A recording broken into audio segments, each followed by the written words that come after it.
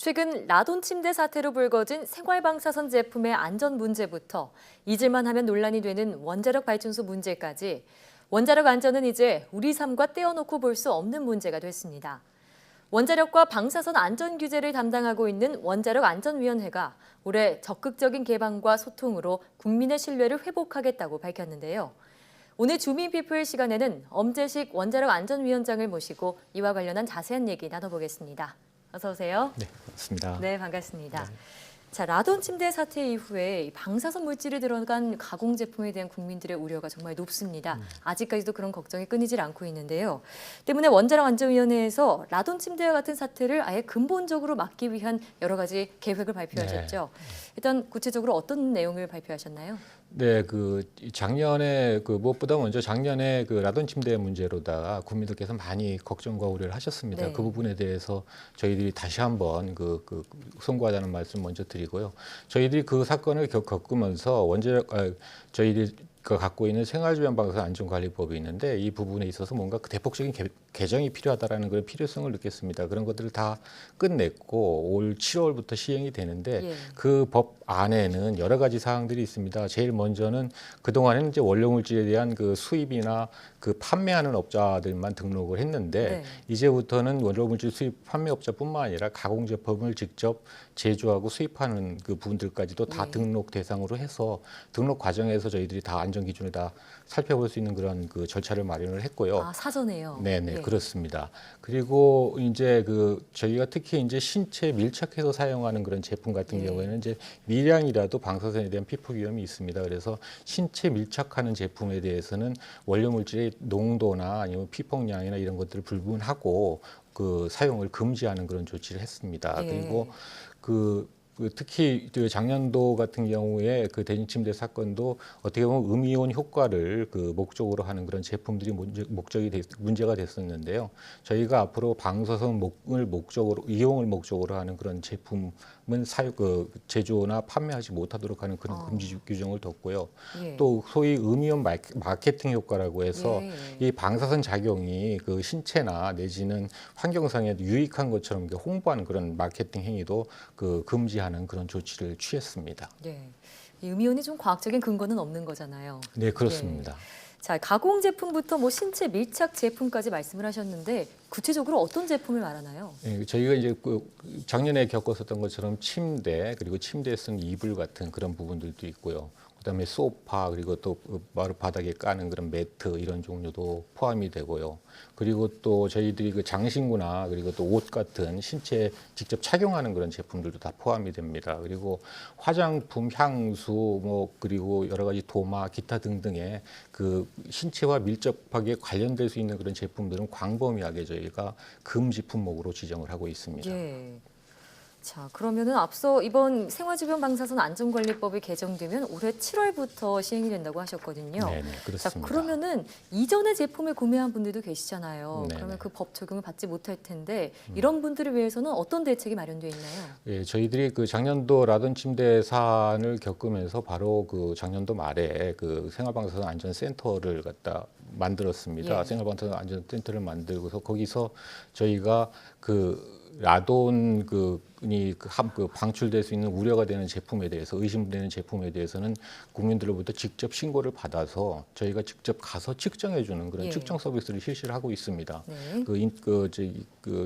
인터넷으로 신청도 가능하고요. 그리고 저희가 콜센터를 운영하면서 전화로라도 직접 접수가 가능합니다. 그런 부분들에 국민들께서도 좀 관심을 가지고 혹시라도 주변에 있어서 이 라돈이 방출되는 그런 의심이 되는 그런 품목이 있다 그러면은 좀 바로바로 좀 저희들한테 신고해 주셔서 저희들이 직접 가서 측정할 수 있는 그런 기회를 받으시길 바라고요. 저희 그것이 왜 중요하냐면 그런 부분들을 통해서 혹시라도 지역 국민들께서 사용하시는 제품에 문제가 있는 제품이 발견됐다면 저희가 다시 그걸 기초로 여러 가지 조사를 합니다. 그래서 혹시라도 동일하거나 유사한 제품에 대한 그런 부분들까지도 저희가 확인하고 조치를 하기 때문에 그런 차원에서 좀 많이들 참여해서 측정 서비스를 받아주십사 하는 그런 말씀을 드리겠습니다.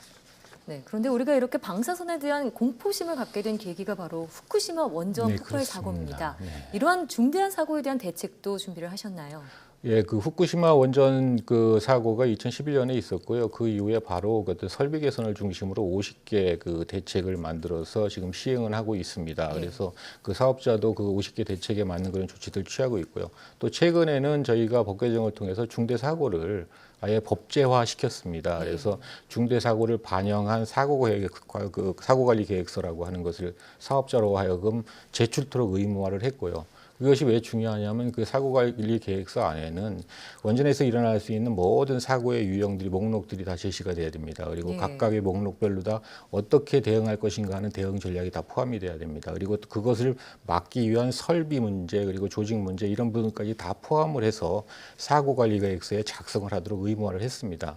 그런 부분들이 지금 사업자는 한 3년 정도 지금 준비를 했고요. 그래서 올해 6월 까지는 모두가 저희들한테 제출이 됩니다. 그럼 그 부분을 가지고 저희가 금년 8월부터는 그 원전이 소지한 지역을 중심으로 해서 그 사고관리 계획서에 대한 내용을 설명드리는 기회를 갖고 그리고 또 거기서 나오는 여러 가지 내용들을 받아서 저희가 심사를 해서 관리를 하게 됩니다. 예.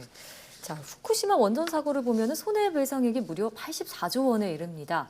자, 그런데 한수원에 이런 책임을 지게 되는 한도가 약 5천억 원에 불과하다고 알려져 있는데 이를 무제한으로 변경하는 내용도 이번 개정안에 담겼다고요. 네, 저희가 그 원자력 손해배상법 개정을 추진하고 있는데요. 그 다른 게 아니라 그 후쿠시마 원전 사고 경험에서 봤듯이 실제 그 손해배상액은 대형 사고가 났을 때는 굉장히 5천억이라는 한도는 굉장히 작습니다.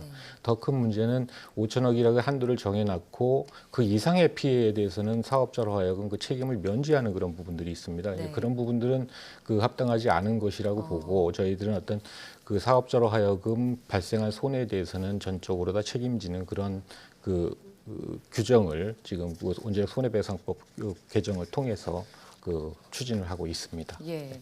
이 사업자라고 하면 한수원을 말씀하시는 거죠? 예, 한수원을 말씀합니다. 예, 알겠습니다.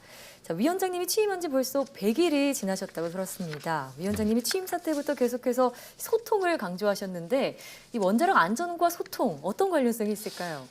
예, 저희가 그 안전규제 활동을 해오면서 안전규제의 가장 기본적인 것은 그것이 원전 시설이나 모든 원자력 관련된 시설 그런 부분들이 그 공학적으로 안전한가 기술적으로 안전한가 이런 부분들이 굉장히 중요한 부분입니다. 그런 부분들에 대해서 저희가 가지고 있는 시스템과 인력을 써서 그런 부분들 다 확인을 합니다. 다만 그런 공학적 기술적인 안정성 확인 부분이 충분히 국민들께 이해가 되고 소통이 됐냐 하면 그 부분에 있어서는 좀 그 부족한 면이 많은 거라고 봅니다. 또 국민들의 입장에서 그 충분히 공감하고 이해할 수 있는 그런 수준까지 소통이 이루어져야 되는데 그런 부분이 많이 없다 보니까 그 결국은 그 저희들이 했었던 여러 기술적인 공학적인 그런 안정성 점검 내용들이 신뢰를 못 얻게 되는 그런 결과를 초래할 수도 있고요. 그런 차원에서 그 국민의 어떤 신뢰를 찾는다는 차원에서 소통 그리고 또 정보 공개 이런 부분들은 굉장히 필요하다고 보고 있습니다. 그래서 저희가 정보 공개 및 소통에 관한 법률을 지금 제정을 하려고 지금 추진을 하고 있는데요. 그것을 통해서 정보 범위도 확대하고 그리고 또 지역과의 어떤 소통의 근간이 되는 원자력 안전협의회도 법적 근거를 마련을 해서 소통의 어떤 법적 제도화도 시키고 그리고 또 그 소통에 필요한 지원도 하고 하는 그런 시스템을 갖추려고 노력을 하고 있습니다. 그리고 뭐 계속해서 여러 가지 사안들이 발생을 합니다. 사안들 발생하는 것들 각각에 대해서는 저도 우선적으로 그 현장에 직접 가서 그런 부분들에 대해서 그 충분히 그 설명드리고 그 소통하는 그런 기회를 가지려고 그 생각을 하고 있습니다. 이 원자력 안전 문제는 정말 국민의 생명과 또 건강과도 직결된 그런 문제지 않습니까? 앞으로 좀 현실적으로 체감할 수 있는 그런 정책들 펴주시기를 기대하겠습니다. 네, 꼭 그렇게 하겠습니다. 감사합니다. 자, 지금까지 원주식 원자력 안전위원장과 이야기 나눠봤습니다. 오늘 말씀 고맙습니다. 네, 감사합니다.